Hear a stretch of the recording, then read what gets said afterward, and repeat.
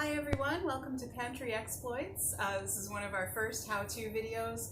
We're going to make a quick terrarium today for a very special soon-to-be 10-year-old who loves unicorns. You can choose any manner of little decorative things. We've got several little woodland creatures. It's a nice way to display stones or shells that you may have collected over the years or favorite miniature figurines.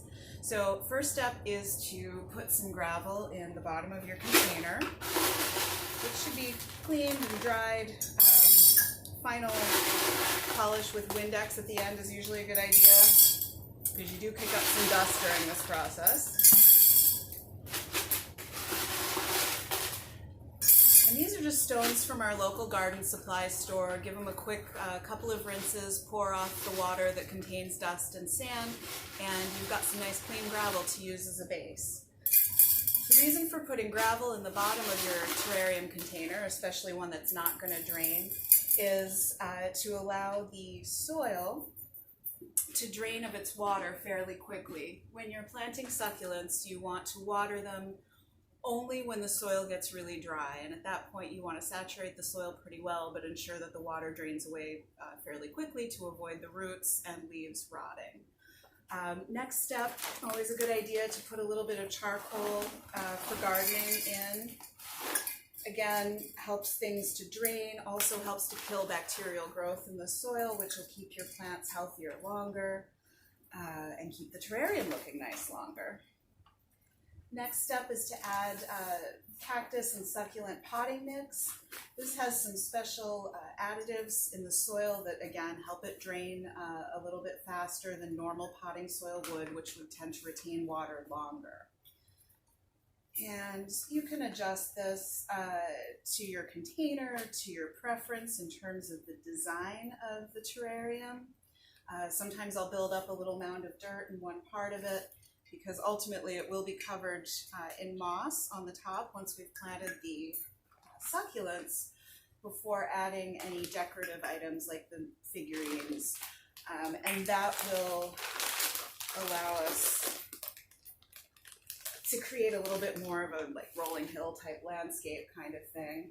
And I spilled dirt all over the place.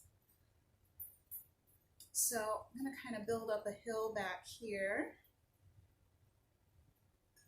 and then create a little divot for the succulent. I'm going to go with this guy, which has some greens and purples in it. You can see the soil's quite dry, but it's got some nice colors that are going to coordinate well with the miniatures that I've picked out for the special little girl who's going to receive this terrarium as a birthday gift.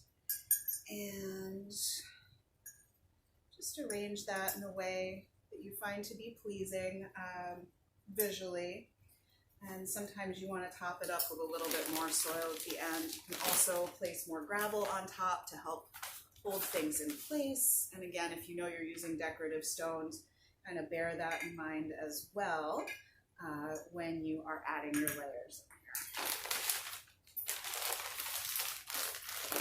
These projects, once you have all of your supplies and materials laid out, can go pretty quickly when you have an idea of what kind of design you want to use for each one.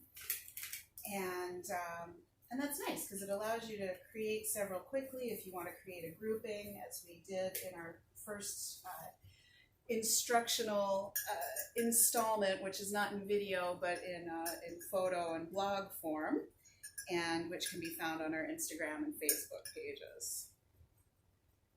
Okay, so I'm going to give these plants a little bit of water since they're starting so dry.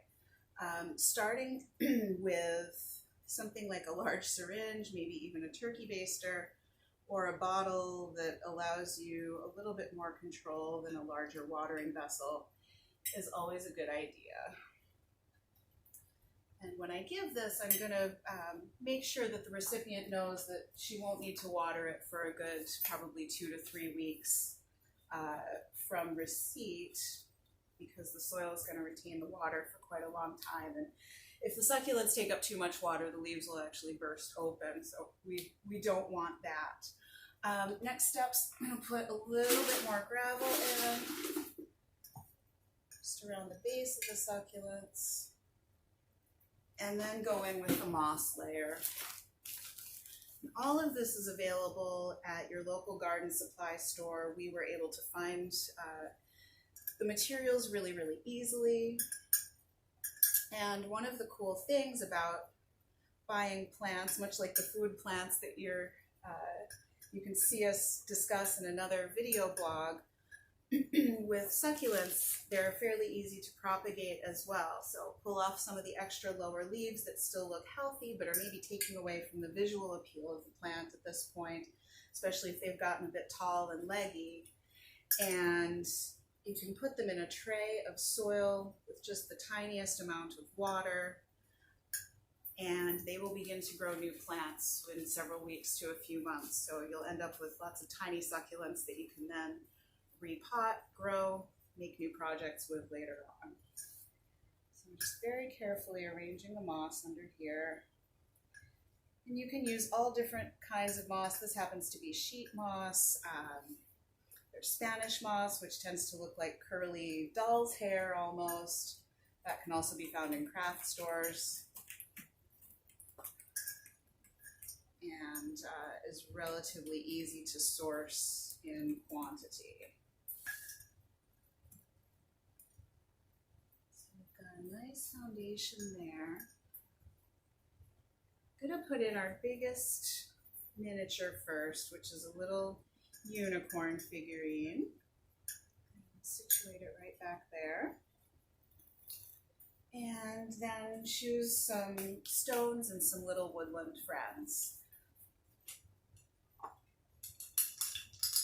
We've got some glass pebbles to use.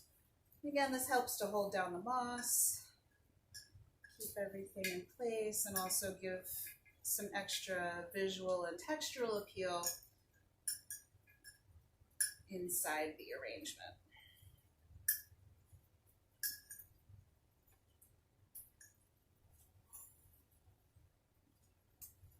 I think that a little bunny friend be the perfect accompaniment. And there we are. You can finish off the container with a ribbon or something to dress it up a little bit for presentation, but this is ready to display as is. Can also add some other elements. Thoughts are bud vases, test tubes, things like that, where you could change out fresh cut flowers every few days, should you be so inclined. Thanks so much for joining us. Hope you enjoyed the video. Please do give us a like, big thumbs up, and remember to follow us on Instagram and Facebook and subscribe on YouTube. Thanks so much.